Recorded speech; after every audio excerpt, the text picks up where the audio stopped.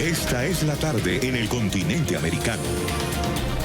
Cuando anochece en Europa y amanece en Asia, así cae la tarde en el continente americano y transcurre la noche y el amanecer en el resto del mundo. La tarde. Hola, ¿cómo están? Bienvenidos a la tarde de NTN 24. Gracias por su preferencia, por su compañía. A nombre de Idania Chirino les doy la bienvenida. Mi nombre es Joely Ramírez. Como siempre, la invitación a que tuiten, a que nos escriban, a que nos digan si les gusta o no el programa y nos sugieran algunos temas. Vamos a comenzar con la información.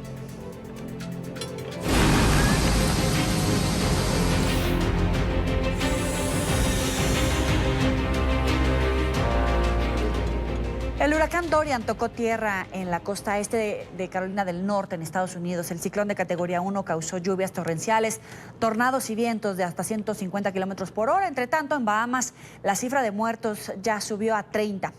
Cientos de personas permanecen desaparecidas, mientras que miles de residentes intentan salir del archipiélago cuanto antes.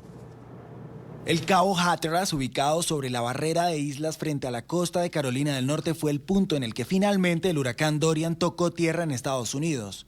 Allí más de 7,000 personas quedaron sin suministro de energía eléctrica. Las autoridades informaron que iniciarán las labores de restauración en la zona una vez las condiciones climáticas mejoren. Al menos 24 informes de tornados han sido registrados en Carolina del Norte y Carolina del Sur en las últimas 48 horas.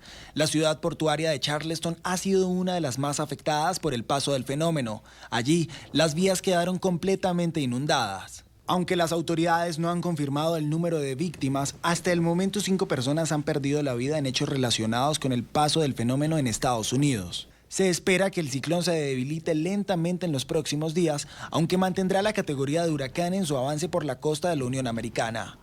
Por su parte, en Bahamas ya son 30 las víctimas mortales que deja la poderosa tormenta en el archipiélago. Las autoridades del país insular prevén que el número de muertos aumente significativamente a medida que los equipos de rescate acceden a las zonas devastadas. El único aeropuerto internacional en la isla de Gran Bahama quedó completamente destruido, lo que ha dificultado el aterrizaje de los aviones que transportan la ayuda humanitaria. Mientras, decenas de habitantes que sobrevivieron al paso de Dorian intentan desesperados salir del lugar. Saludamos a Daniel Yargués, portavoz nacional de la Agencia Federal para la Gestión de Emergencias, FEMA por sus siglas en inglés. Como siempre, un gusto saludarte. Daniel, hemos tenido mucho contacto a lo largo de esta emergencia en los Estados Unidos. Bienvenido a la tarde de NTN 24. Hola, Joely, un placer. Daniel, ¿qué reporte tenemos? ¿Cuál es la última actualización de las autoridades? Bueno, fíjate que el huracán Dorian tocó tierra esta mañana en Carolina del Norte, alrededor de las 8:30 de la mañana. Nosotros continuamos vigilando esta tormenta muy de cerca. Como puedes ver a mis espaldas, continuamos activados a nivel 1 para este tipo de eventos que pueden ser catastróficos. Continuamos coordinando muy de cerca con los gobernadores de los estados de Florida, Georgia, Carolina del Sur, Carolina del Norte y Virginia también, porque se espera que puede que haya inundaciones repentinas. Entonces la coordinación no termina. Vemos que la tormenta va a salir a mar abierto, al Atlántico, pero de todas formas nosotros continuamos aquí, Joely, coordinando con los estados y autoridades locales. ¿Cuál es la información que tienen respecto a los daños, las personas que pudieran haber quedado aisladas, que estén atrapadas justamente por los tornados o porque no alcanzaron a salir? Sí, hubo mucha advertencia de tornados, especialmente cuando se estaba acercando a las costas de Carolina del Sur y Carolina del Norte. Nosotros estamos en el área, en los centros de operaciones de emergencias, Joely, de los estados que mencioné. Si el gobernador requiere equipos de búsqueda y rescate, nosotros tenemos esos equipos listos para salir y atender las necesidades que puedan tener las personas. Y es por eso, qué bueno que tocas este tema, porque es por eso que nosotros siempre pedimos a todas las personas que si hay órdenes de evacuación, de desalojo, que por favor se vayan. Número 1, ponen en peligro su vida Y número dos, también ponen en peligro la vida de los rescatistas. Es por eso que nosotros tomamos muy en serio estas tormentas. No queremos que la gente piense y diga, bueno, pues no hubo mucho daño, la tormenta ya se va o está por salir. Tenemos que tomar bien en serio este tipo de tormentas porque, como lo vimos en Bahamas, dejó mucha destrucción. Y entonces hay que estar preparados y hacer siempre caso a las autoridades locales. En este momento ya es categoría 1, pero no es un huracán menor, ha dado sorpresas, no se había visto algo de este tamaño, de esta magnitud. En este momento, ¿qué es lo que tiene que hacer la gente en esas zonas? Mira, esta tormenta ha sido diferente y todas son muy diferentes. Esta cambió su trayectoria muchísimas veces y entonces nosotros con la coordinación con los estados de Florida, Georgia y las Carolinas teníamos que cambiar también la coordinación o ajustarnos a la trayectoria del huracán. Siempre estuvimos activados desde que vimos que la tormenta iba a impactar a las Islas Vírgenes y a Puerto Rico. Lo que nosotros, Jolie, le pedimos a las personas es que por favor no bajen la guardia. Si ya dejó de llover, si está bajando la lluvia, acuérdense que pasó la tormenta, especialmente en los condados de la costa, en esos lugares que están cerca del Atlántico. Dejó destrucción, vientos de 95 millas por hora, ráfagas muy fuertes, inundaciones repentinas. Entonces la amenaza no ha pasado, aunque ya a lo mejor en algunos lugares ya pasó la tormenta y el huracán. Les pedimos a las personas que se mantengan muy alerta. Si no les han dado la luz verde las autoridades locales de regresar a sus casas, que por favor no lo hagan. Puede que haya líneas de cables caídos que tengan electricidad. También el agua inundada puede tener muchos desechos químicos o otras cosas. Le pedimos a las personas que por favor se mantengan muy alerta y hagan caso a las autoridades locales antes de regresar a su casa. La amenaza todavía no continúa y puede que haya también inundaciones repentinas, Jolie.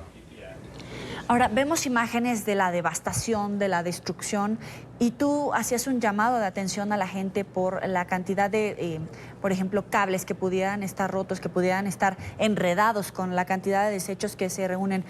¿En qué estado se encuentran los servicios en estos estados afectados, las carreteras, las vialidades? En realidad, respecto a ese tipo de servicios, ¿cómo quedaron estos estados?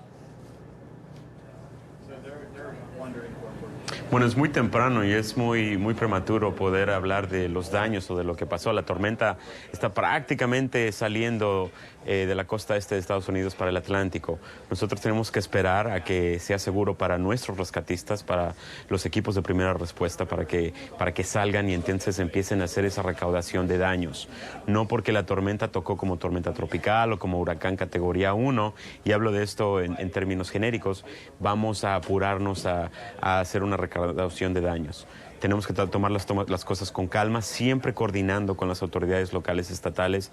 Si se tienen que limpiar caminos, si se tienen que hacer vuelos, sobrevolar el área para ver el daño y la magnitud del desastre, es lo que se hace. Pero usualmente nosotros tenemos estos equipos que hacen evaluación después de que pasó la tormenta o el desastre, para empezar a ver esas vías que se tienen que limpiar, esos caminos, carreteras, identificar esas zonas donde a lo mejor el huracán pegó más fuerte, o los vientos o los tornados, o hay más inundaciones.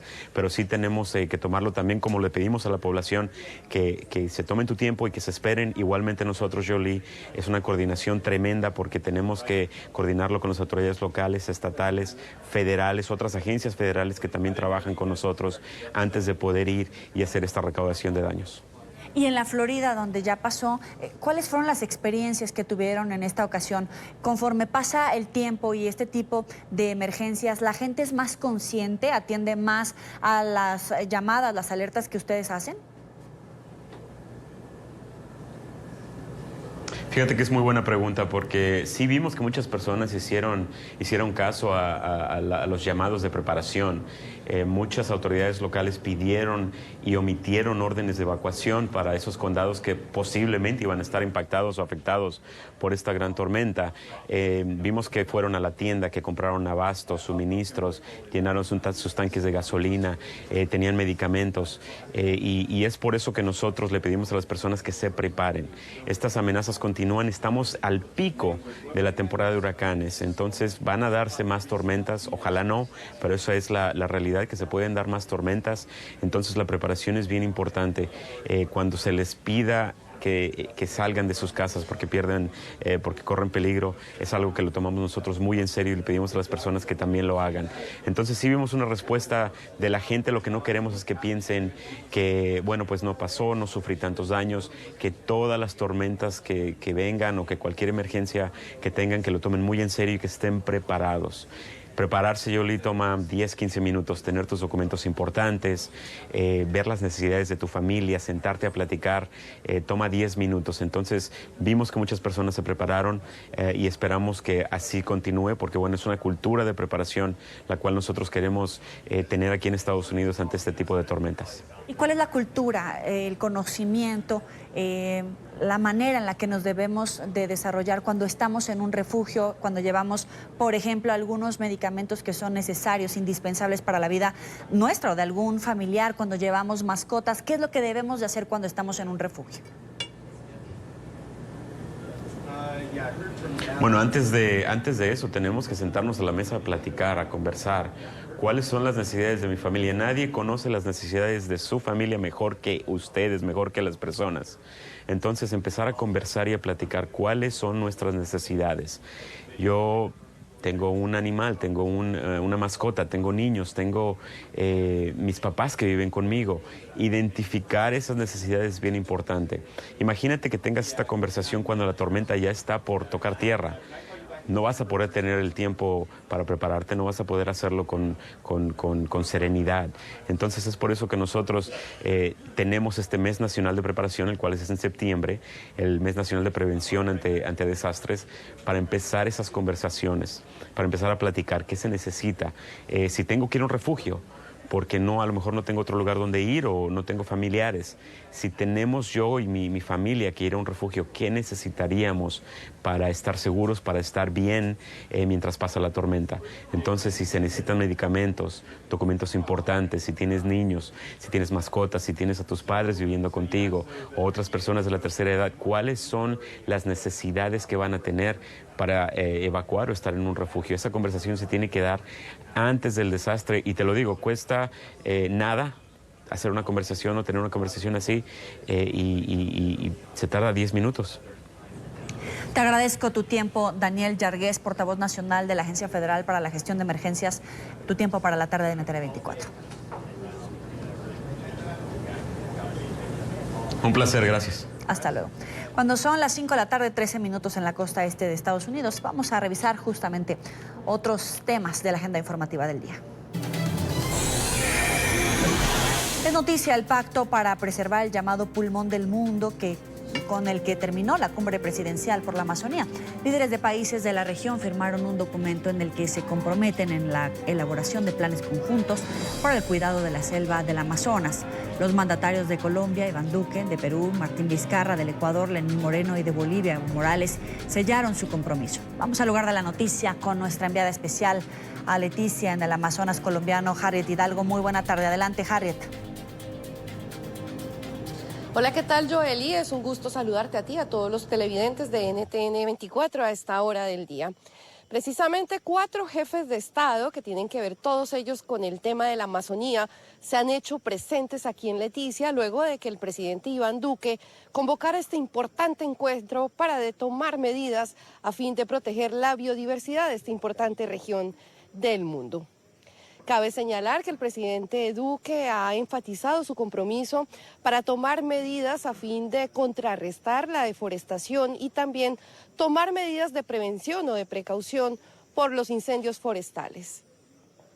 Yo quiero hacer un llamado a todos los aquí presentes para que esta cumbre nos lleve a medidas concretas en lo que será el pacto a suscribir. Y me refiero a algunas de ellas. En primer lugar, la acción coordinada contra la deforestación.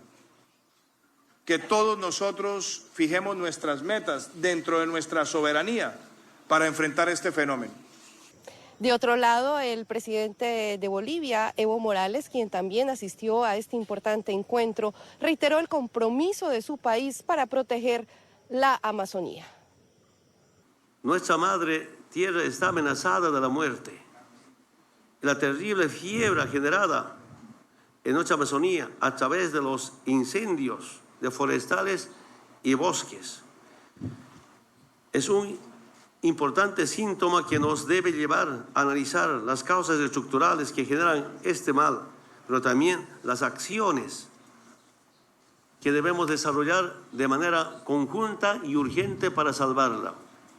La crisis climática que genera el cambio climático está destruyendo nuestro hogar. Y el presidente de Ecuador sorprendió aquí a todos los asistentes a este encuentro con unas bellas palabras que pudo interpretar a través de una canción. Según el mandatario, el hecho de asistir a esta cumbre le llevó a recordar momentos de su pasado en relación con el tema de la Amazonía. Pare di che ma che le han feito al río que ya no canta. Relisca como un pan, morsoto un pan de escuma blanca. Pare que el río ya no es el río.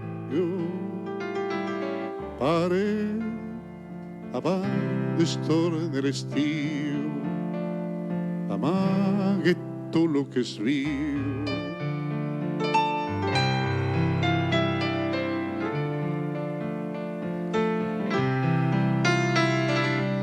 Sense banyar i sense pesos para, os podrà cremar la barca, para el plom entre rures para, amb plat, serà arpa en la casa de Gauste. Pare,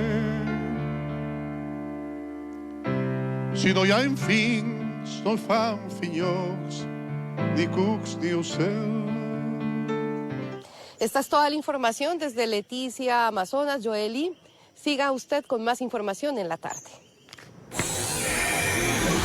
Es noticia el candidato a la presidencia de Argentina, Alberto Fernández, quien sigue de visita en España. El peronista lanzó nuevamente un mensaje de calma a los mercados que ven con preocupación la posibilidad del impago de la deuda. Fernández aprovecha su viaje para tratar de tranquilizar a políticos y empresarios de uno de los países que más invierte en Argentina. Este es un informe de Marcelo Moncayo desde Madrid.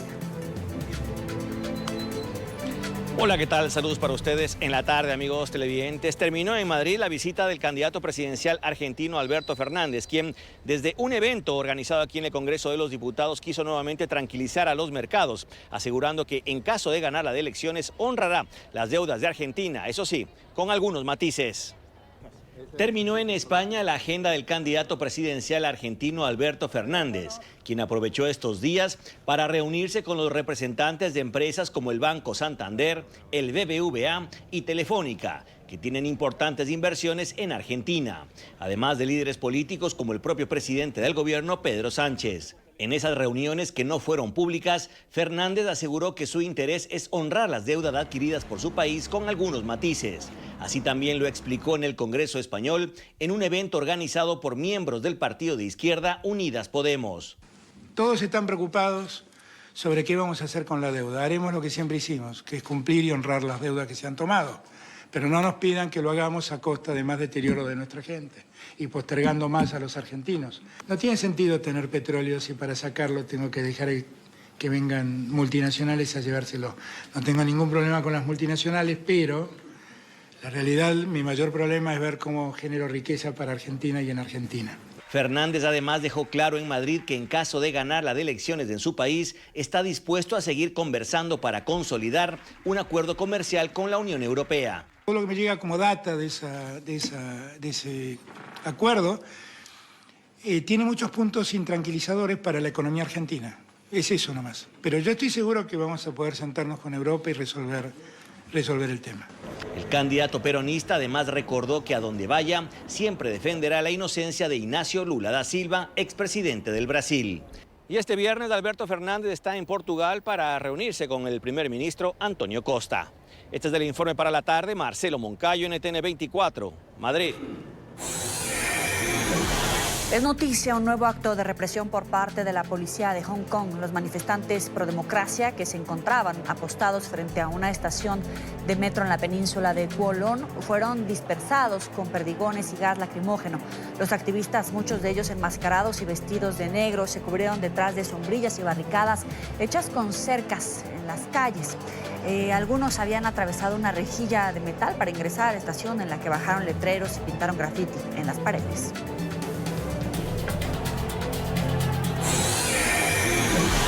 Es noticia la muerte del expresidente de Zimbabue, Robert Mugabe. El exmandatario de 95 años fue sacado del poder por el ejército en noviembre de 2017 tras gobernar durante 37 años.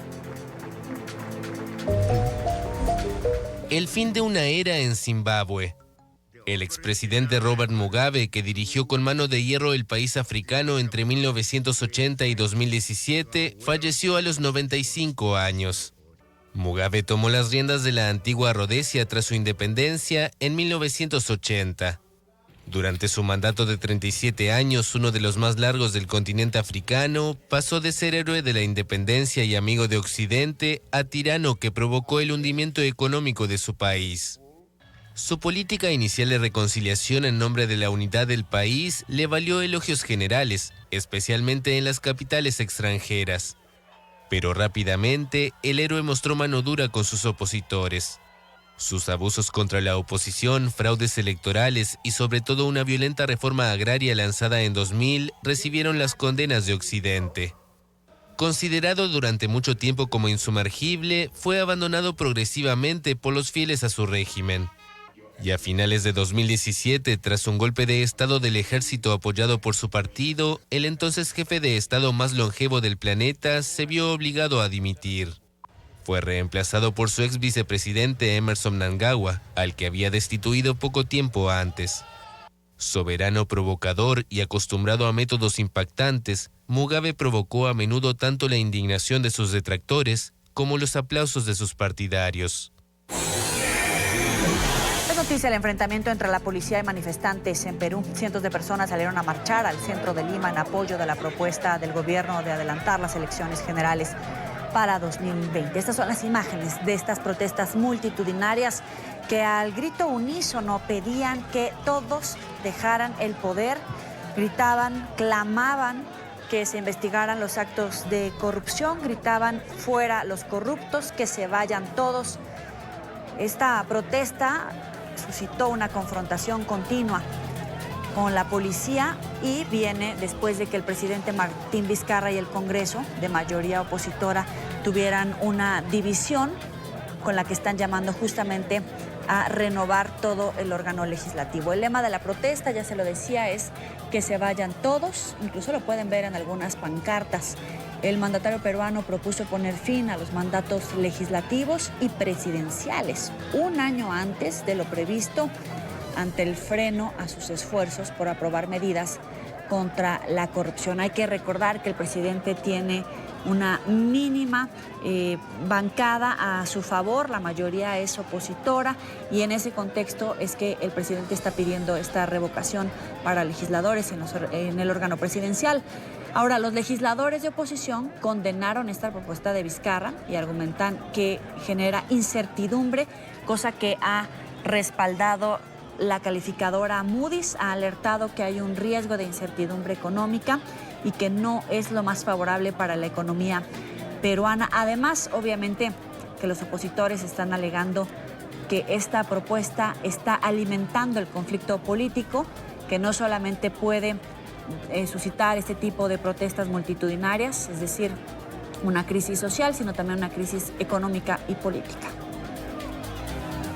Estamos exigiendo, uno, que se cierre el Congreso, que haya adelanto de elecciones. No vamos a permitir que un Congreso lleno de delincuentes y de procesados judicialmente siga blindando a los corruptos y siga frenando el avance y el desarrollo que el Perú necesita para el bien de todos los peruanos.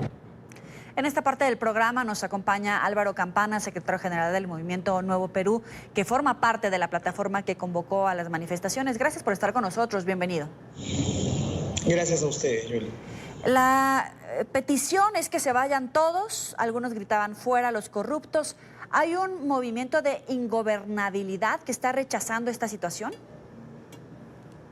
Mira, en realidad yo creo que el Perú ya viene viviendo hace varios años una crisis muy profunda que se dispara por los casos vinculados al abajato, ¿no? Y que, bueno, no encuentran una solución porque yo creo que están expresando el fracaso de un Estado y de un modelo económico que ya no dan para más, ¿no? Y bueno, en medio de ese conflicto todo se ha agudizado, sobre todo en la confrontación entre el Ejecutivo y el Legislativo, que hoy nuevamente tiene un episodio, ¿no? Un episodio en el cual el presidente Martín Vizcarra decide convocar o adelantar la convocatoria a elecciones generales, pero esta convocatoria tiene necesariamente que pasar por el Congreso y esto nuevamente nos lleva a una situación muy complicada, ¿no? Pero hay que decir que Vizcarra, desde nuestro punto de vista, no tiene posibilidades de gobernar, por lo que ya he mencionado en términos de la crisis profunda que está viviendo el país, ¿no es cierto? Pero también porque él no cuenta con una bancada, no tiene un partido y efectivamente tiene a un conjunto de fuerzas opositoras atrincheradas y que son mayoría en el Congreso y que están vinculadas también a muchos de esos casos de corrupción y que no les conviene que este proceso electoral se adelante, ¿no? Entonces estamos en una situación de este tipo y donde se hace preciso que la ciudadanía salga a la calle a expresar su punto de vista, que creo que mayoritariamente en este momento por lo menos apunta que la salida va por el cierre del Congreso. Ahora, varias bancadas pidieron una reunión con el presidente, le enviaron un documento y se advertían que la Comisión de Constitución advertía que el proyecto no va a prosperar. ¿Hay un bloqueo per se de facto? Sí, yo creo que sí, ¿no? Hay en curso un bloqueo del fujimorismo, pero además creo que vienen del aprofujimorismo que tiene la mayoría, el APRA y el fujimorismo en el Congreso, y que hoy vienen operando incluso para vacar a Vizcarra, que es una posibilidad, ¿no? Que él sea reemplazado finalmente por la vicepresidenta, que tiene más afinidades con los grupos de poder económico y que en este momento han logrado tener un nivel de alianza con el aprofujimorismo. Entonces, efectivamente, en el Congreso la mayoría viene operando para frenar o para alargar los plazos que impidan finalmente que se lleve a cabo, que se pueda llevar a cabo un adelanto de elecciones generales. Siendo una toma de temperatura política, ¿hay espacio para la vacancia de Vizcarra? ¿Se puede llegar ahí? Sí, yo creo que podrían llegar a eso, ¿no? El fujimorismo ha demostrado tener una gran determinación y sabe utilizar bien la mayoría parlamentaria que tiene, además de otros mecanismos, ¿no? Yo creo que además en este momento, de alguna manera, Vizcarra ha quedado algo solo, ¿no? Hace poco vivimos un conflicto en el sur del país, en Arequipa, en torno a un proyecto minero, y Vizcarra, o mejor dicho, se filtró un audio en el cual el presidente Vizcarra aceptaba frente a las autoridades del sur que ese proyecto no podía prosperar. Y esto la derecha, los poderes fácticos que en un momento respaldaron a Vizcarra lo han tomado como una traición o como debilidad y bueno, de un momento a otro lo que nos encontramos en los medios de comunicación es que hemos pasado de tener un héroe, de tener como héroe a Vizcarra a que ahora sea un villano, ¿no? Entonces están creando las condiciones para yo creo vacarlo, además que están apelando a algunos espacios internacionales, ¿no? Para consultar si es que es democrático y constitucional la posibilidad de que se vaya a cerrar el Congreso y se haga un nuevo voto de confianza, o a través de un nuevo voto de confianza. ¿Pero la disolución del Congreso estaría a la vuelta de la esquina? Es también una posibilidad, yo creo que es la única posibilidad que le va a ir quedando a Vizcarra si es que el entrampamiento continúa en el Congreso. Porque si no, el otro escenario se va dibujando cada vez más y creo que el pueblo peruano está cansado de que no se den respuesta a sus más inmediatas necesidades, a todas las dificultades que hay a nivel económico, ¿no? A nivel social. Se tiene un nivel de inseguridad muy grande, crecientemente hay una sensación de inseguridad, el empleo ha caído de manera importante, ¿no? Y el gobierno no está teniendo la capacidad de responder a esto, no solamente por este conflicto con el legislativo, sino porque hay un conflicto más de fondo que tiene que ver con el modelo político y con el modelo económico. Las calificadoras como Moody's ya advierten de la crisis económica en la que se sumiría el país si este tipo de brotes sociales avanzan, si la crisis política no se soluciona. ¿Es mejor avanzar en ese contexto a pesar de los problemas económicos que pudieran desencadenarse? Yo creo que lo que más le conviene al Perú es pasar la vuelta a esta página, ¿no? Y empezar una nueva página, una nueva etapa, un nuevo momento. Y eso es solamente posible si cambiamos a los actuales actores políticos, a un Congreso que ya no representa a nadie, ¿no es cierto? Y que logremos que a través de la participación popular pues se defina el destino del país. Si no, más bien vamos a seguir sumergidos en esta crisis permanente que no tiene nunca acabar, y aún peor, con la posibilidad de que se abra un camino hacia una salida autoritaria, que sería lo peor que nos podría ocurrir. ¿Pero están en ese momento de que de verdad podría llegar a una salida autoritaria? Yo creo que una salida autoritaria podría ser posible, ¿no? No como en el año 92 con tanques en la calle, ¿no es cierto? Pero sí a través de un golpe blando, obligar a Vizcarra a renunciar, vacarlo, poner a la vicepresidenta en el gobierno, ¿no? Pero con un poder legislativo muy desprestigiado y con un ejecutivo que tampoco ya va a tener otros mecanismos, sino los más autoritarios para poder enfrentar el malestar que tiene la sociedad, ¿no? En el Perú vivimos una crisis a nivel del sistema de justicia, hay una criminalización creciente de la protesta social, ¿no? Y bueno, se sigue y se va a imponer a cómo dé lugar los designios que nos plantean quienes hoy tienen el poder, ¿no? Quienes representan a esos grupos económicos, ¿no? Que pugnan por seguir profundizando un modelo que es cada vez más resistido por la población. ¿Tiene antídoto en el Perú la corrupción? Porque en este momento escuchamos estas quejas, pero hay muchos políticos, incluso expresidentes, procesados por este tema. Sí, mira, como nosotros sostenemos, este no es un problema solo de personas, no es un problema moral, ¿no? Hay un problema aquí estructural.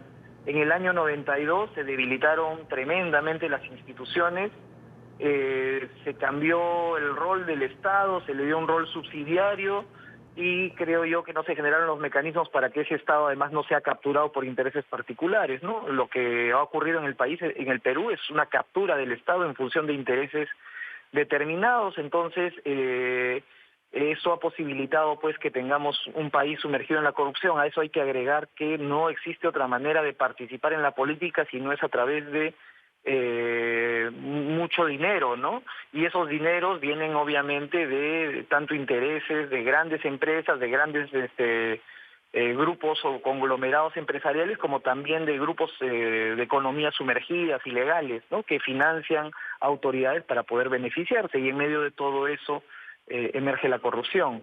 Entonces tenemos que cambiar esas reglas, tenemos que cambiar ese modelo político, ¿no? Se han intentado ahora algunas reformas para impedir que el dinero sucio entre a la política, pero bueno, lamentablemente todas estas reformas han caminado a medias por las características que tiene justamente el Parlamento. Es Álvaro Campana, secretario general del Movimiento Nuevo Perú. Gracias por estar con nosotros. No, gracias a ustedes. Gracias por seguir con nosotros en la tarde de NTN 24. Donald Trump vuelve a amenazar a los llamados Dreamers. El mandatario reiteró que el programa de acción diferida para los llegados en la infancia a Estados Unidos, DACA, por sus siglas en inglés, tendrá fin próximamente. Pese a que hace 2 años el presidente decidió terminar el plan puesto en marcha por la administración de Barack Obama, actualmente sigue parcialmente activo y se encuentra en una batalla judicial para evitar que miles de jóvenes indocumentados y que se benefician de la medida sean deportados. El presidente Obama nunca tuvo el derecho legal de firmar DACA y así lo indicó en el momento de la firma, pero en cualquier caso, ¿cómo puede tener derecho a firmar? Y yo no tengo derecho a dejar sin efecto un documento totalmente ilegal que le daría al presidente nuevos poderes. DACA irá ante la Corte Suprema. Es un documento que ni siquiera el presidente Obama sintió que tenía el derecho legal de firmar. Lo firmó de todos modos. Tenga la seguridad de que si la Corte Suprema hace lo que todos dicen que debe hacer sobre la base de la ley, un acuerdo bipartidista se hará en beneficio de todos. México anunció hoy que está cumpliendo con el acuerdo migratorio pactado con Estados Unidos en función de evitar la imposición de aranceles a productos mexicanos. En su conferencia matutina presidencial, el canciller Marcelo Ebrard entregó un reporte de la estrategia implementada por el gobierno mexicano para atender el fenómeno de la migración. El alto funcionario aseguró que entre mayo y agosto el flujo de migrantes se redujo en 56%, más de la mitad, lo que aleja al país de la imposición justo de los aranceles, como lo advirtió Washington. Ebrard agregó que el plan de desarrollo y migración además ha sido respetuoso de los derechos humanos y que México sigue aportando económicamente para generar empleos en El Salvador, Honduras y Guatemala, y de esta manera intentar reducir el flujo migratorio desde estos países de origen. La reducción de un flujo migratorio muy grande, complejo, y que ponía en tensión nuestras normas legales y nuestra propia política migratoria en virtud del incremento tan grande que tuvo. Y a propósito, el canciller Ebrard informó que el próximo martes estará en la Casa Blanca entregando el reporte. Dijo que rechazará de nuevo la posibilidad de que México se convierta en un tercer país seguro. Estados Unidos puso sobre la mesa en las reuniones de junio que se firmase o se llegase a un acuerdo entre México y Estados Unidos de tercer país seguro, que en esencia lo que implicaría es que en México se procesen las solicitudes de asilo de cuanta persona llega a Estados Unidos por la frontera sur. Nosotros desde un principio les dijimos que eso es inaceptable para nuestro país. No lo vamos a hacer. El argumento nuestro fue: hay una estrategia propia mexicana que puede dar resultados y no estamos dispuestos a implementar ese tercer país seguro. La fortuna del Chapo para los indígenas. Desde la cárcel de máxima seguridad en la que permanece recluido, Joaquín El Chapo Guzmán habría pedido que su dinero sea destinado a las comunidades indígenas de México, según reportan algunos medios de comunicación. Los abogados del capo dieron a conocer que su cliente hizo esta petición al presidente Andrés Manuel López Obrador a través de su madre y sus hermanas, con las que habría sostenido una conversación telefónica. Guzmán aseguró que el dinero producto de actividades ilícitas por las que fue condenado a cadena perpetua no le pertenece al Estado. El mandatario mexicano celebró el anuncio. Nos acompaña José Luis González Mesa, abogado de Joaquín El Chapo Guzmán. Muy buena tarde, abogado. Gracias por estar con nosotros.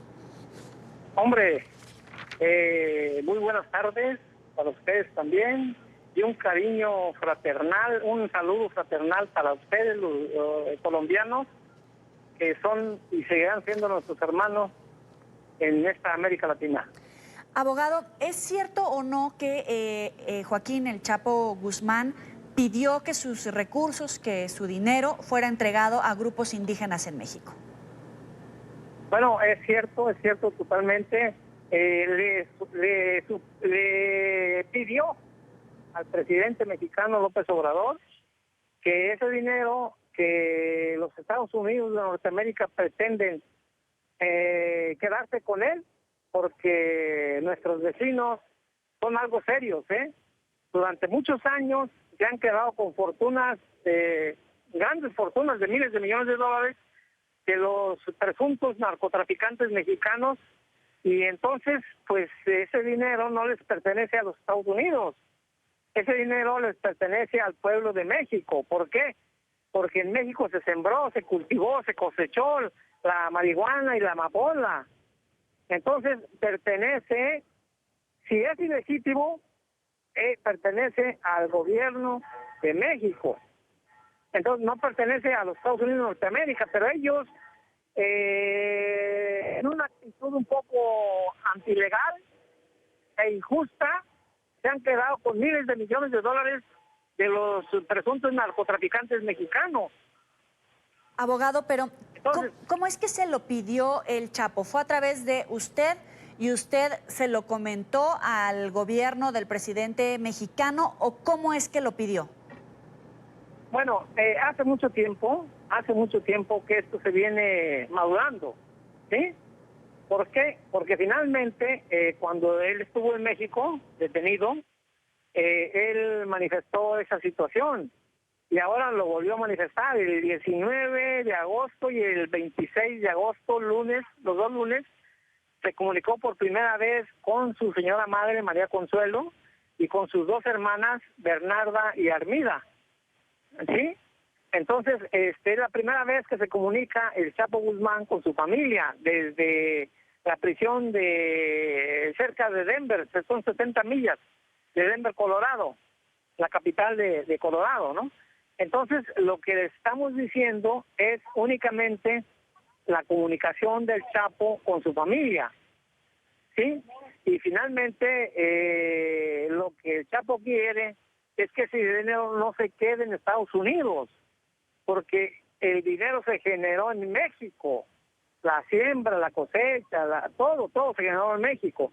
Entonces, ¿por qué los Estados Unidos de Norteamérica se ha quedado con miles de millones de dólares de los anteriores narcotraficantes? ¿Por qué? Es decir, es el caso de ustedes también. ¿Cómo es posible que los Estados Unidos de Norteamérica se quede con miles de millones de dólares producto de la cocaína, cuando la cocaína se procesa y se siembra y se cosecha en Colombia? Abogado, pero entonces el Chapo sí sembraba y sí estaba involucrado en actividades del narcotráfico y por eso es que están pidiendo el dinero. Bueno, él siempre lo ha negado. Entonces... ¿Sí? Pero finalmente, dice el Chapo, bueno, ustedes me están acusando que yo tengo 14,000 millones de dólares, ¿no? Que me van a confiscar. Sí, nada más que mis estimados, mi estimada justicia norteamericana o estadounidense o gringa, como ustedes quieran llamarle, no se puede quedar con ese dinero en virtud de que fue procesado y fue producto de una siembra en México. No se sembró en Estados Unidos, en Norteamérica. Pero ya me hice bolas. Entonces, el Joaquín Guzmán sí estaba vinculado a actividades del narcotráfico y ustedes están pidiendo que las ganancias de esas actividades ilícitas se les quede a su cliente. No. Es que él nunca ha aceptado que está participando en el narcotráfico. Pero aún él acepta que finalmente si los Estados Unidos de Norteamérica tiene 14,000 millones de dólares confiscados, bueno, que se regresen a México. Oiga, abogado, y el abogado que representa a su cliente en Estados Unidos ¿está adelantando este proceso, es decir, entre el gobierno de Estados Unidos y el gobierno de México, o es usted? Bueno, aquí estamos trabajando conjuntamente con el abogado Ligman y con nosotros. Nosotros no estamos desvinculados con el grupo de abogados norteamericanos. Y ese proceso... Vamos a trabajar conjuntamente. Hemos leído en la prensa mexicana que el gobierno mexicano ya está notificado de esto. Ustedes, en el equipo mexicano, ¿con qué autoridades mexicanas están hablando para obtener ese dinero y quitárselo al gobierno de los Estados Unidos? Correcto. Pregunta inteligente. Mira, se formó, ahora que vino el secretario de Estado Pompeo a México, a lo mejor tú viste unas fotos por ahí donde nos manifestamos enfrente de él con unas pequeñas cartulinas pidiéndole a Pompeo, secretario de Estado, que ese dinero pertenecía a México, en inglés, ¿no? Es decir, el dinero del Chapo es dinero del gobierno mexicano, ¿no? Pero finalmente se formó una comisión binacional entre México y Estados Unidos. Esa comisión están participando en México Secretario de Relaciones Exteriores, Secretaría de Hacienda, Fiscalía General de la República y otra secretaría. Son 4 secretarías. Nosotros estamos en comunicación permanente con ellos. Nosotros queremos que nos escuchen, porque nosotros tenemos todos los elementos de prueba para que finalmente el Chapo Guzmán sea regresado a México, porque el Chapo Guzmán fue entregado ilegalmente por el expresidente Peña Nieto. Peña Nieto lo entrega un día antes que tomara posición el presidente Trump. Y te voy a decir una cosa, es vergonzoso la actitud del presidente porque violó 4 amparos que siguen vigentes en la Suprema Corte de Justicia y que se van a poner a consideración de la Suprema Corte de Justicia en los próximos días. Esto te quiero decir que es muy vergonzoso porque finalmente no estaba a disposición del presidente, ni del secretario de Gobernación, ni del secretario de Relaciones Exteriores.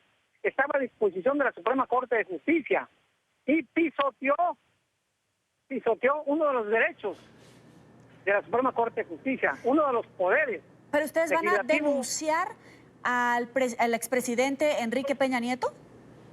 Claro, ya pusimos una denuncia de carácter penal ante la Fiscalía General de la República por abuso de autoridad y por secuestro, porque él lo secuestró, porque no estaba a disposición del presidente, estaba a disposición de la de la Suprema Corte de Justicia, y esto se va a certificar en unos días más. El expresidente Enrique Peña Nieto entregó al Chapo Guzmán, según sus palabras, ¿a cambio de qué? Bueno, habrá que preguntarle a él, porque finalmente fue un traidor al Chapo Guzmán, porque le entregó 1.800 millones de dólares para su campaña política. Tenemos pruebas fehacientes que vamos a aportar a la Fiscalía General de la República. A través de que tiene documentos de este depósito, lo hicieron en efectivo, lo hicieron a cuentas bancarias, porque es muy delicada la denuncia que usted nos está compartiendo, abogado. Gracias por hacerlo en este espacio, que le entregó esa cantidad de millones de pesos mexicanos para su campaña. ¿A través de qué métodos? ¿En efectivo, en cuentas bancarias o cómo lo hicieron? No, efectivo. Todo se maneja en efectivo. Todo se maneja en efectivo. Aquí no hay rastros ni huellas, pero tenemos pruebas fehacientes, ¿sí?, de que se fue entregado, en qué forma, a la camioneta, en el lugar, etcétera, etcétera. Todo tenemos debidamente elaborado. ¿Pero a quién se lo entregaba? ¿Usted alguna vez vio al presidente? No, desde luego. Los presidentes nunca reciben el dinero. Entonces, ¿a quién? Son colaboradores cercanos, como el secretario de Gobernación, Osorio Chong. ¿A Miguel Ángel Osorio Chong se lo entregaron? Claro. No, a él tampoco, pero gentes de él. ¿Tiene algún video, grabación, algo que lo pueda probar? Tenemos testimoniales, la forma, el día, todos los datos. Tenemos en Estados Unidos en cajas de seguridad, tenemos en otros países cajas de seguridad, entonces tenemos los testimonios y que pronto aportaremos a la Fiscalía General de la República en México para que se le enjuicie. Ahora, estas pruebas ya las habían entregado entonces durante el juicio que se llevó a cabo contra el Chapo Guzmán en la Corte de Nueva York. Son esas mismas pruebas que el gobierno de Estados Unidos dio a conocer que se habían hecho denuncias contra el presidente Enrique Peña Nieto de que recibió recursos del Chapo Guzmán para su campaña electoral. Bueno, qué bueno que siguen la historia. Bien. Acuérdate que finalmente fueron un colombiano y otro testigo que declararon bajo palabra de honor decir la verdad y más que la verdad frente a un tribunal norteamericano. Ellos son muy serios los gringos en ese sentido. Bueno, pues ya hay 2 testimonios de que recibieron dinero, tanto el presidente Peña Nieto, el expresidente Peña Nieto y el expresidente Calderón. El primero 300 millones y el otro 200 millones de dólares. Pero eso es nada más un testimonio. Pero tenemos más testimonios de que se le entregaron más dinero. Entonces, ¿también le dieron dinero a la campaña del expresidente Felipe Calderón? Ay, por favor. Todos los expresidentes han recibido dinero del narcotráfico, producto del narcotráfico, para sus campañas y para seguir trabajando. Abogado, y una vez que se convertían en presidentes, si se ratifica, si se comprueba que lo que usted está diciendo es verdad, ellos se comprometían ya como presidentes a dejarlos realizar labores de narcotráfico en territorio mexicano, en algunos estados de la República, con la complicidad de autoridades de la fuerza pública, del ejército, de la marina. Mira, lo único que te puedo decir es algo muy interesante. Yo no lo digo, lo dice los grupos de inteligencia de los Estados Unidos de Norteamérica, como es la CIA, la DEA, el Departamento de Estado, en fin, todos estos grupos de inteligencia dicen que en México hay una ganancia de 60,000 millones de dólares anuales, ¿sí? Entonces, esos 60,000 millones de dólares anuales no se los lleva el narcotráfico, se los lleva la mitad el presidente en turno, una parte los gobernadores de los estados, los presidentes municipales y todo el mundo, todos los políticos corruptos. Y todas estas pruebas dice que se las va a entregar al gobierno mexicano. El Chapo Guzmán se ha comprometido a ser testigo, a entregar testimonios, pruebas que vinculen a los expresidentes de México, Enrique Peña Nieto y Felipe Calderón, ante los Estados Unidos. No, y todos los anteriores hace 30 años.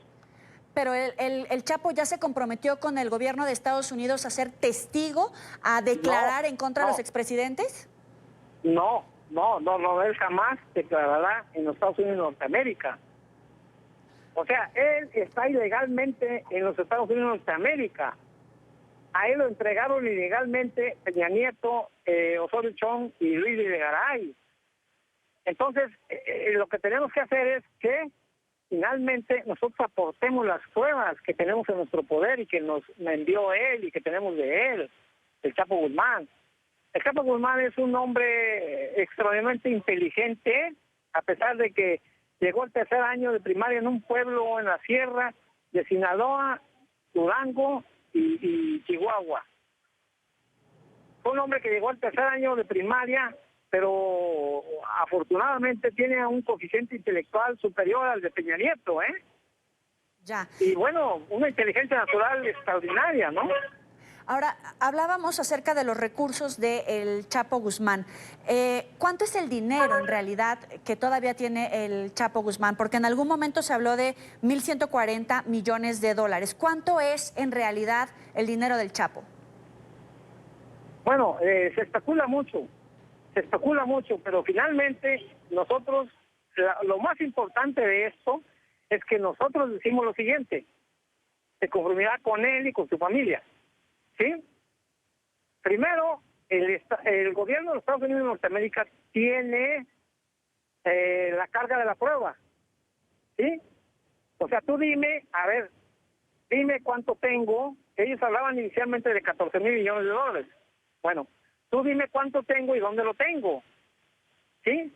Porque ni su mamá, ni sus hermanos y hermanas, ni sus hijos, tiene 24 hijos, ni sus esposas, tiene 10 exesposas, y bueno, finalmente nadie tiene esas grandes cantidades depositadas en cualquier banco de los Estados Unidos de Norteamérica, que es donde los Estados Unidos de Norteamérica tienen jurisdicción. Ellos no pueden ir a China, no pueden ir a otro país, no pueden ir a otro país a investigar si hay depósitos a nombre de Chapo Guzmán, porque todos los países son independientes y soberanos.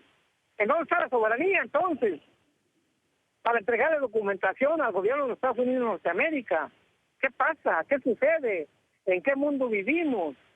Todos los países somos independientes. Todos los países somos republicanos, tenemos 3 poderes. Lo mismo que Estados Unidos. Pero entonces ellos se creen los buenos, y todos de México para abajo somos los malos, porque producimos marihuana, producimos cocaína, producimos amapola. Pero ¿quién consume esos productos? Por Dios. Abogado, le quiero hacer una pregunta. Medios mexicanos que justamente reportaban que, por ejemplo, usted se acercó al secretario Mike Pompeo cuando visitó territorio mexicano, cosa que nos estaba comentando usted ahora. Muchos de esos medios mexicanos están poniendo en cuestionamiento si usted en verdad es el abogado del Chapo Guzmán. Yo le quiero preguntar, ¿a usted quién lo acredita como abogado del narcotraficante? Bueno, si tú me permites, yo les voy a mandar un documento en donde yo fui abogado del Chapo Guzmán hasta que un mes antes que se lo llevaran, en un proceso de carácter penal. Y aparte, una carta que me envía la señora María Consuelo Loera Pérez, la señora madre. ¿Sí? Por cierto, me acabo de comunicar con ella hace 2 horas. Entonces,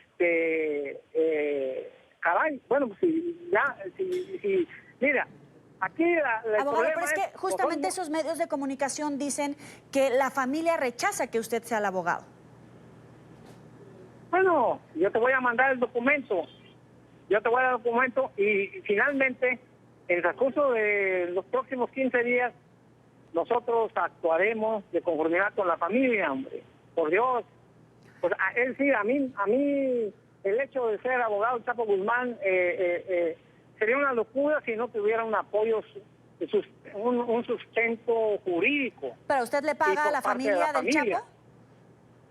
¿Perdón? ¿A usted le paga sus honorarios la familia del Chapo? Bueno, eso es aparte, pero yo estoy al servicio de ellos. ¿No le pagan entonces? No, es una cosa particular. Yo soy cristiano como ellos y estoy al servicio de ellos. Le agradezco a José Luis González Mesa, abogado de Joaquín El Chapo Guzmán. Gracias por estar con nosotros aquí en la tarde.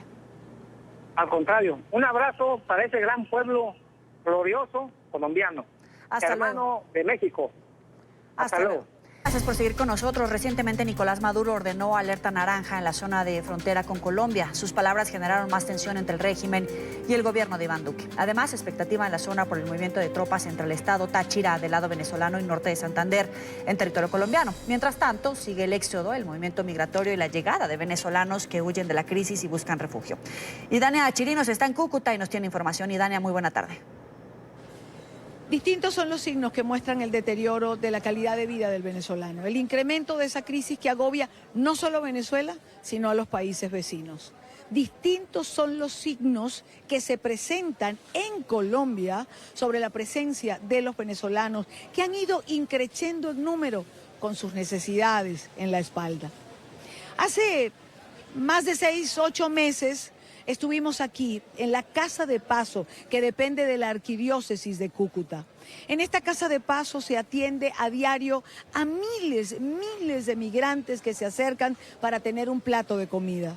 En aquel momento, la última vez que los pude visitar, habían 2.500 personas por día a quienes se le entregaba almuerzo. Esta cifra ha venido incrementando. Ya vamos a hablar de eso con las personas que trabajan aquí. Les quiero recordar que se les da un almuerzo con proteínas, con carbohidratos, que intentan mantener la debilidad, que intentan satisfacer la necesidad con la que la gente se presenta en este lugar. El menú del día de hoy, por ejemplo, caraotas negras, arroz, sardina, papas, que son servidas por los voluntarios que trabajan en la Casa de Paso. Más o menos 110 voluntarios son los que trabajan en conjunto para hacer posible la elaboración de los alimentos y luego servirlos a las miles de gente que por día se presentan aquí en esta Casa de Paso en la ciudad de Cúcuta. Son colaboradores, unos de la propia Cúcuta, otros vienen desde Venezuela, trabajan por el día y regresan por la noche.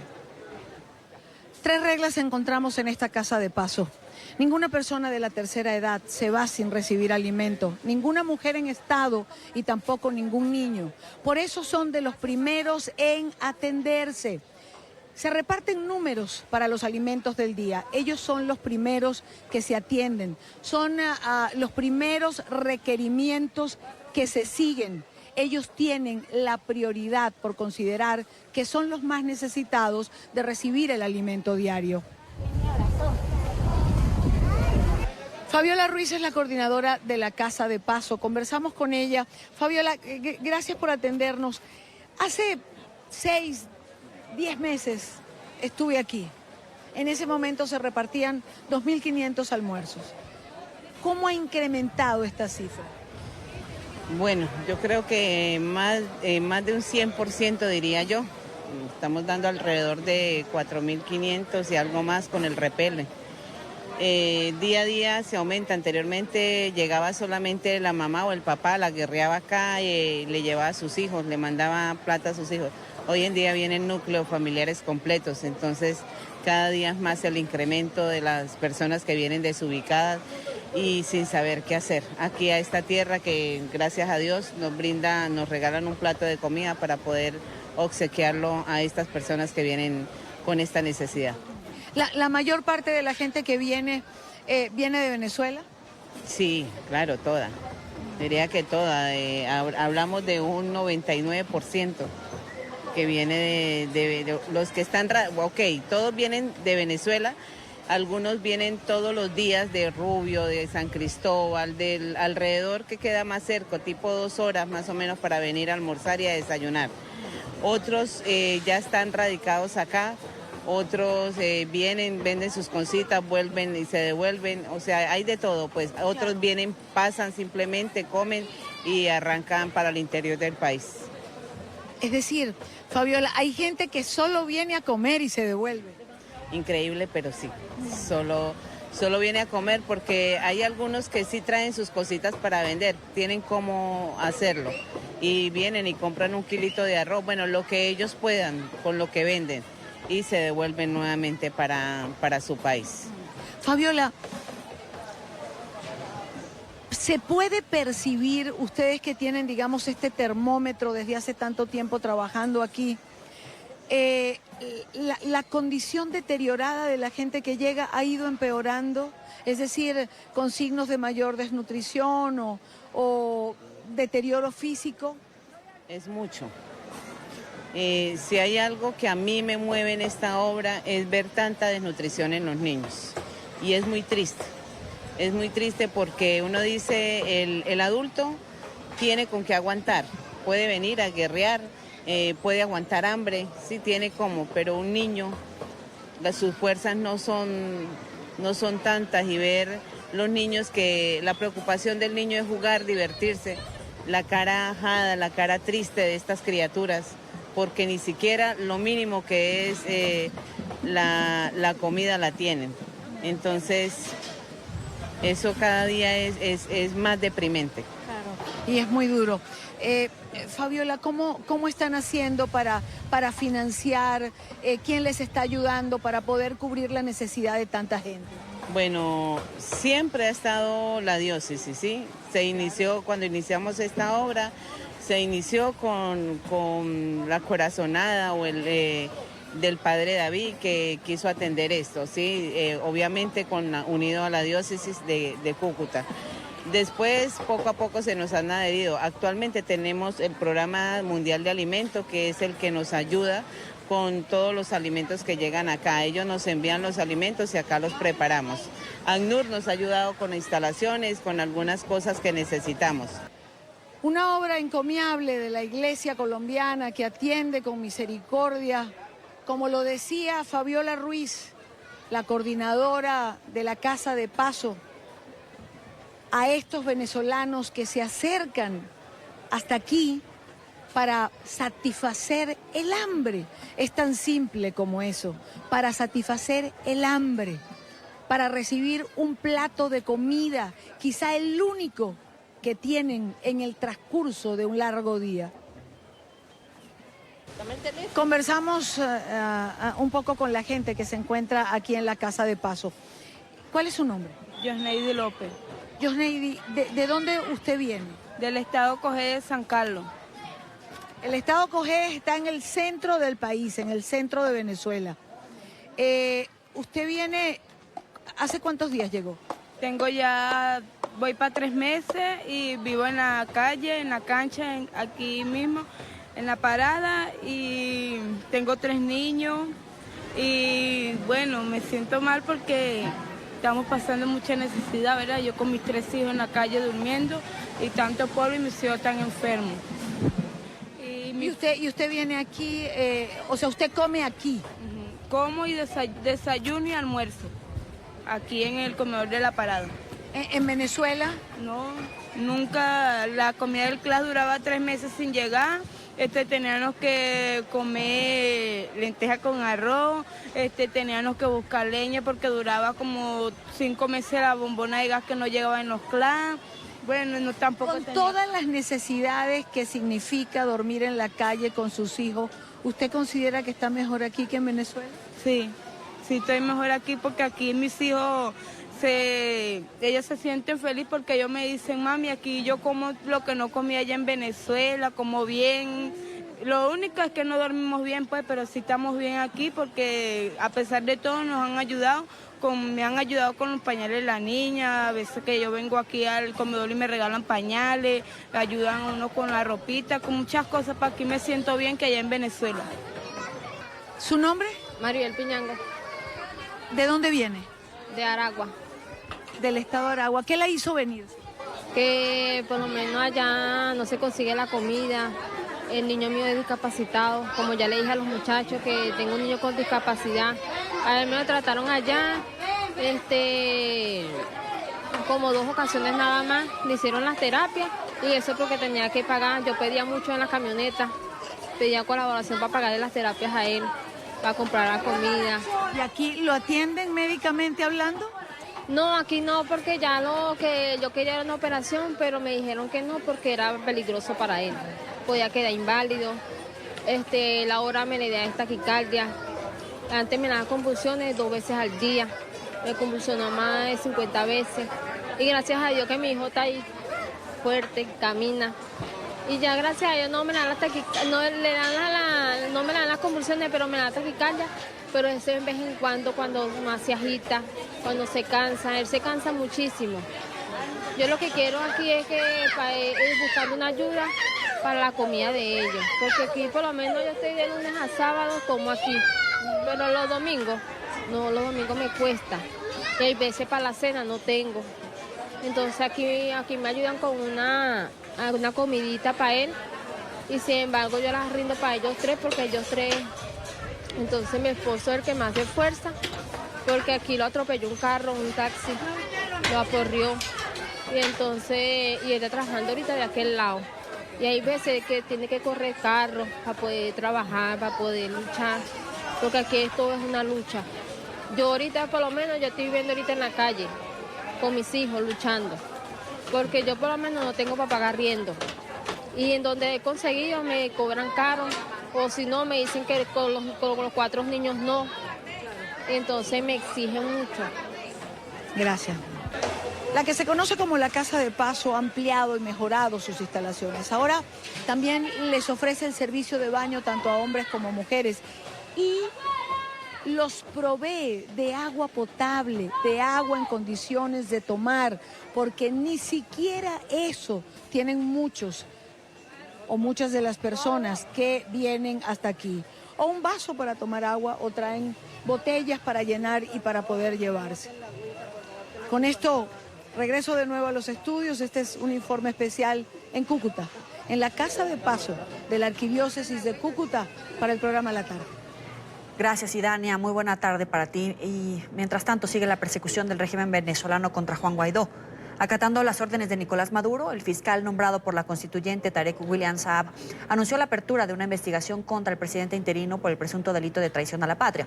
Maduro lo acusó de estar presuntamente detrás de un plan para entregar el territorio del Esequibo en disputa con Guyana a cambio de obtener más apoyo internacional. Guaidó dijo que se trata de una nueva novela del régimen y que con esto lo que intentan es tapar la protección que le dan a grupos irregulares y narcoterroristas como las FARC. Luis Alejandro Olaya tiene toda la información. Luis.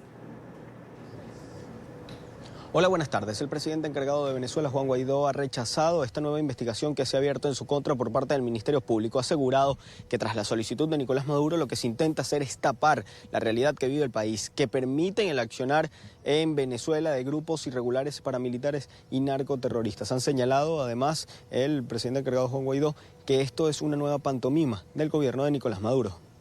Del régimen, a la nueva olla, al nuevo invento que produjeron un audio, quién sabe cómo, y entonces empiezan a inventar toda una parodia, una novela, para distraer la atención de lo central, que están amparando narcoterroristas en territorio venezolano, que han entregado soberanía nacional, que nunca hicieron pertinentemente. Afortunadamente, desde la Asamblea hemos hecho los reclamos por el Esequibo y lo vamos a seguir haciendo. El Esequibo es nuestro, eso es que se debe decir, y lo hemos dicho, por cierto, no es de hoy, en el 2013 estuvimos en territorio Esequibo, yo como parlamentario suplente en ese momento, ejerciendo soberanía, cosa que ellos se niegan a hacer.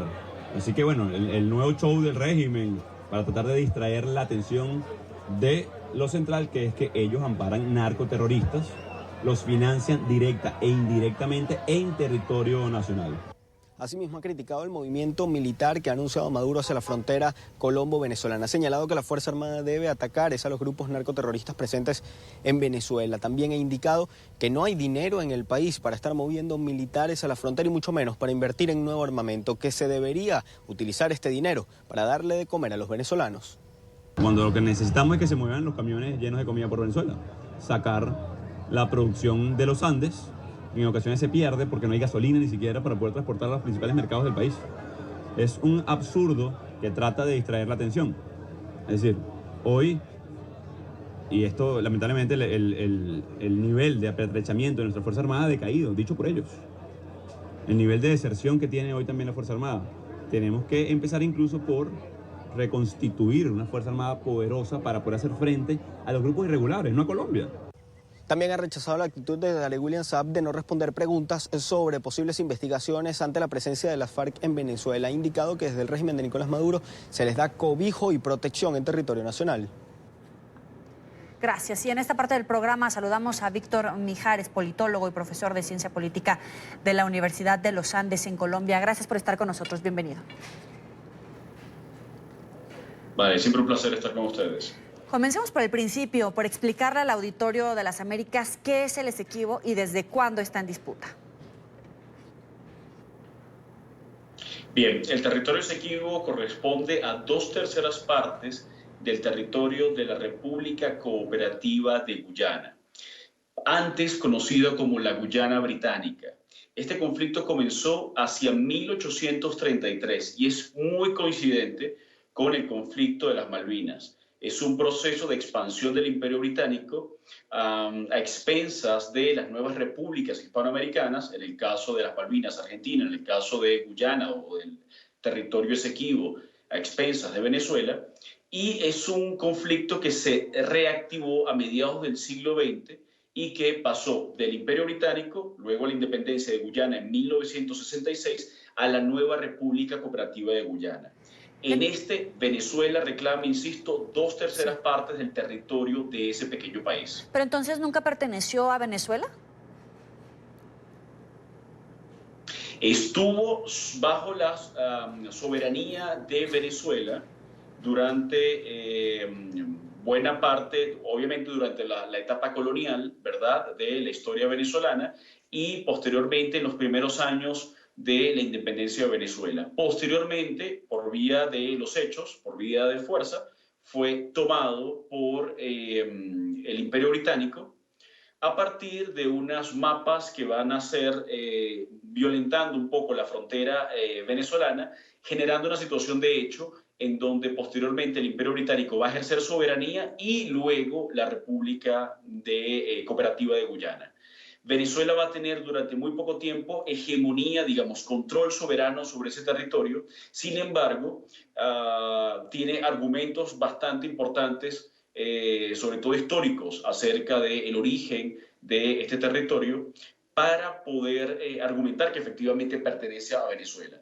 Aquí hay una diferencia importante, disculpa que haga tan larga esta parte de la intervención, pero hay una diferencia importante entre el derecho territorial que va a marcar a los estados hispanoamericanos, que va a ser el principio de utis possidetis iuris, y el derecho británico, que no está basado en ese principio. Es por eso que el Imperio Británico actúa de esta manera sin respetar lo que eran las fronteras coloniales españolas. Pero ahora mismo, ¿quién representa a Venezuela en las negociaciones? ¿El régimen de Maduro sigue adelante con el reclamo de esta zona? ¿Defiende ese territorio como propio? Para el gobierno de Guyana, el representante legal de Venezuela es Juan Guaidó, porque es el que reconoce Guyana como parte del Grupo de Lima. Obviamente, para otros países del mundo, y quien tiene el control y el poder en la práctica y ejerce soberanía, de hecho, es Nicolás Maduro. Entonces, obviamente, esas tensiones tienen que ver con las mismas tensiones que han, caracterizado el momento actual de Venezuela, que es esta dualidad institucional que a su vez se refleja en una dualidad de reconocimientos sobre un gobierno u otro. Pero los mismos actores políticos hablan de una lucha histórica por ese espacio. Por ahora, ¿quién en realidad es quien administra ese espacio, ese lugar? Ahora mismo en el Esequibo, quien ejerce soberanía sobre él es Guyana, efectivamente. Y Guyana ha venido entregando concesiones a empresas transnacionales para la explotación de recursos naturales, en tierra, recursos mineros y sobre todo madereros. Y sobre la plataforma continental, es decir, sobre el mar territorial y un poco más allá de las costas de ese territorio Esequibo, concesiones para la explotación de gas natural, insisto, empresas transnacionales. En la práctica, quien está ejerciendo la soberanía desde hace mucho tiempo, desde su independencia en el 66. ¿Es el territorio del Esequibo para Venezuela una barajita intercambiable? Es decir, ¿sí podría ser esa arma para negociar respaldo para Maduro o para Guaidó? Sí, era una posibilidad y ya se vio en un primer comunicado del Grupo de Lima el año pasado, cuando parecía que efectivamente Guyana lograba incluir algunos elementos importantes en esos puntos contra el gobierno de Maduro, en donde cuestionaba el reclamo de Venezuela sobre ese territorio. Efectivamente, en la búsqueda de apoyos, distintos gobiernos de Venezuela han jugado a, de algún modo, generar mayor tensión o distensión con Guyana, con un propósito muy claro, que es el propósito de ganar el apoyo de la CARICOM, de la Comunidad del Caribe, donde Guyana hace parte. Esta razón es la que yo interpreto que está detrás de esas negociaciones, de esos contactos entre el grupo de Guaidó, entre el gobierno interino de Guaidó, que reconoce Guyana, y el gobierno guyanés. Que obviamente el gobierno guyanés está tratando de sacar algún tipo de ventaja de esta situación de debilidad por la dualidad institucional, por los conflictos internos de Venezuela, para poder efectivamente tener algún tipo de concesión por parte de un gobierno que Guyana reconoce frente a ese territorio y que de alguna manera esto se convierte en un precedente importante para el reclamo o, mejor dicho, el ejercicio de facto de Guyana y obviamente la soberanía de iure, es decir, la soberanía plena de Guyana a futuro, eliminando la posibilidad de la continuidad del reclamo venezolano. Siguiendo en el terreno geopolítico, hoy se reunieron representantes de varios países en la ciudad colombiana de Leticia para hablar justamente sobre acciones conjuntas en favor de la Amazonía. Venezuela no estuvo presente, sin embargo, uno de los pocos amigos del chavismo que quedan, el presidente de Bolivia, Evo Morales, reclamó porque Maduro no fuera invitado.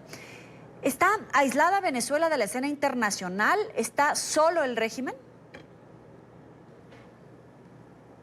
A ver, yo lo pondría en estos términos. No tiene a nadie en los gobiernos, es decir, no tiene amigos en el Palacio de Gobierno en Brasilia, ni en Bogotá, ni en Georgetown, como podemos ver ahora, ¿verdad? Ni en muchas partes de América Latina. Sin embargo, sí tiene amigos en algunos focos, frentes, grupos de oposición a esos gobiernos. Y eso también es parte del juego en todo esto. Venezuela se ha convertido en un tema de campañas electorales, se ha convertido en un tema constante de los sistemas políticos, bien sea para cuestionar, pero también como un actor que de una forma u otra sigue presente en el apoyo de algunas fuerzas, algunas regulares, otras irregulares, contra esos gobiernos. La estrategia de Maduro todo indica que está orientada a tratar de ganar, por otra parte, ejercer presiones indirectas a la posibilidad. Ya va, es que me están llamando y tengo que terminar rápido la entrevista porque me están volviendo loco con las llamadas. Volvemos a la estrategia de Maduro.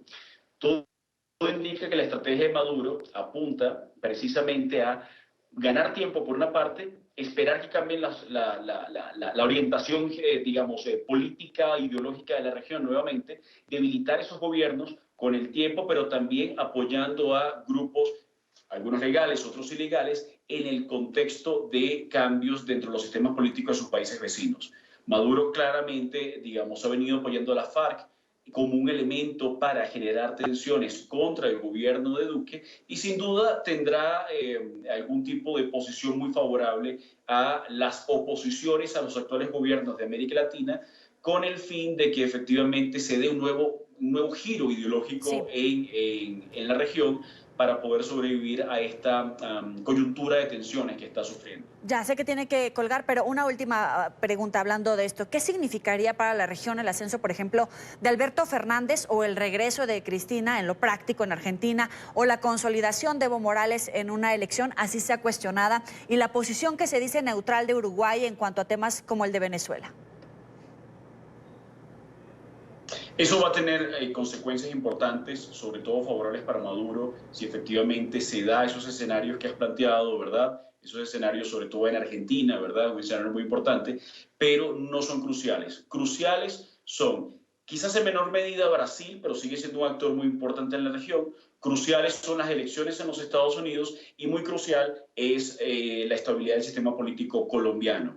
Esos serían los tres actores fundamentales de la región, no solamente de América Latina, sino también, digamos, ampliándolo a todo el hemisferio, con el apoyo de los Estados Unidos, el apoyo de Donald Trump, puede ser un apoyo incómodo frente a la opinión pública para Juan Guaidó, pero es un apoyo importante en su tarea de tratar de lograr lo que él ha llamado cese de la usurpación y posteriormente elecciones libres. Le agradezco por estos minutos a Víctor Mijares, politólogo y profesor de Ciencia Política de la Universidad de los Andes en Colombia. Muy buena tarde.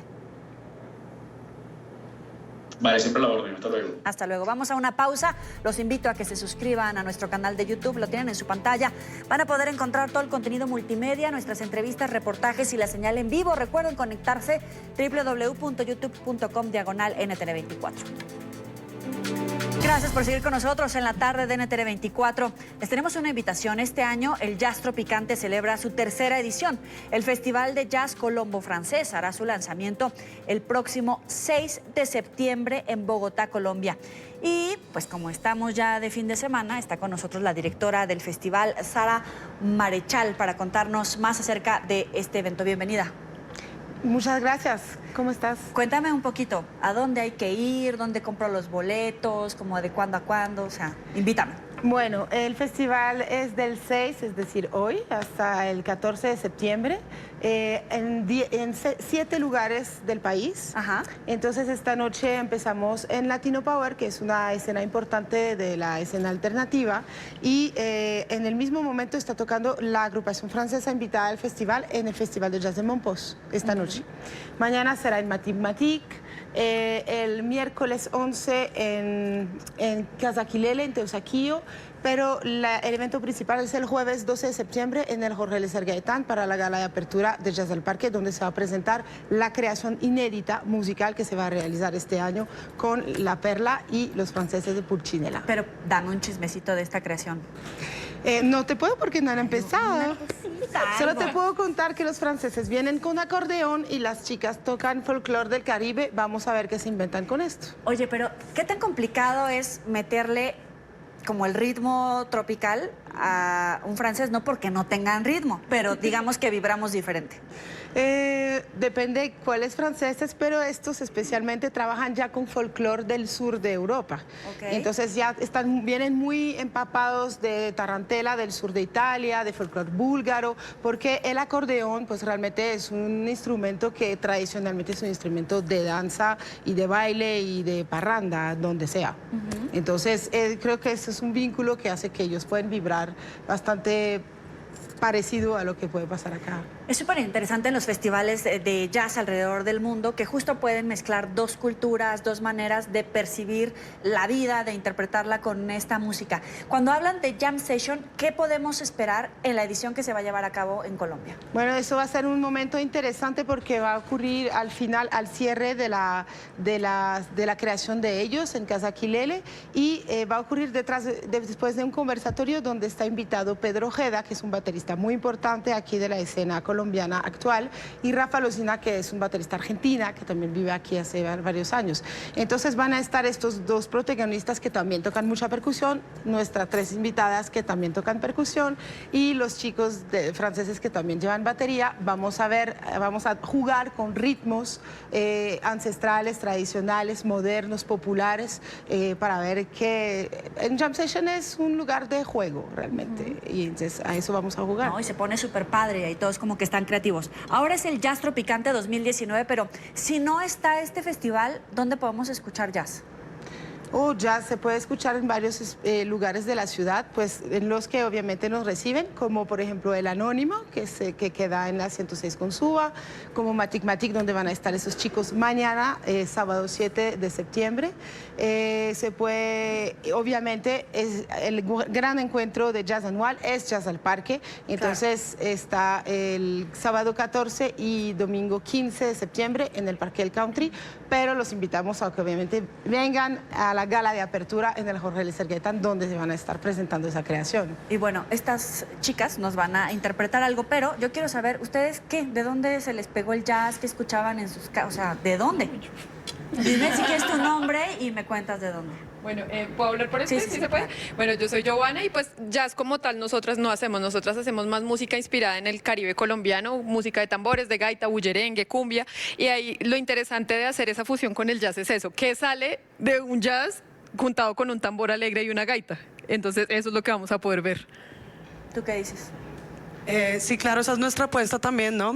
Tenemos como toda nuestra escuela es la parte tradicional del Caribe colombiano, pero aparte pues nuestra intervención a esta música ha sido también como todas nuestras influencias del hip hop, no sé, de la salsa, del merengue.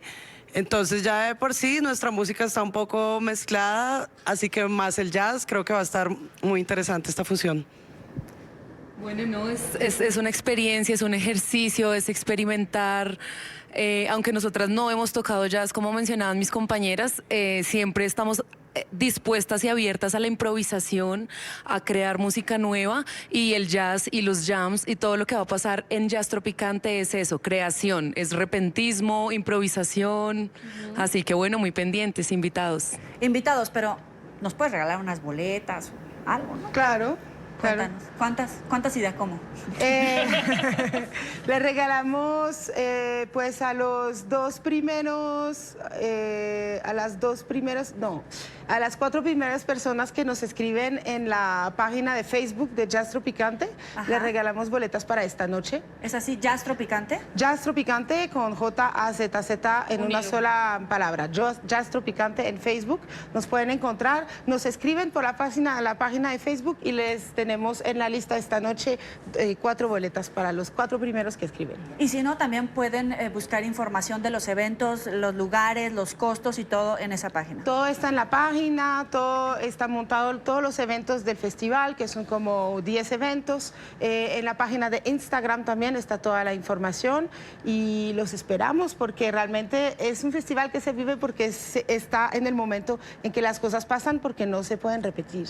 Bueno, chicas, entonces, ¿qué nos van a interpretar? Digo, para que ya se arranquen, ¿no? Eso. Es un tema vocal que se llama Anaguana. Anaguana, creación, propuesta.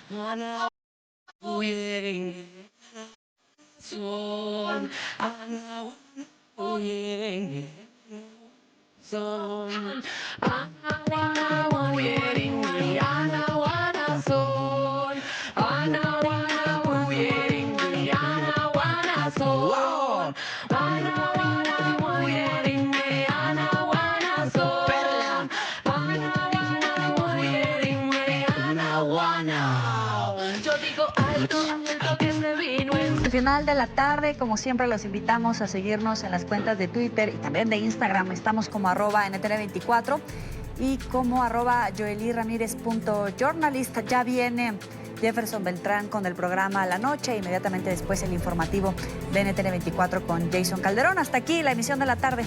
Pásala muy bien.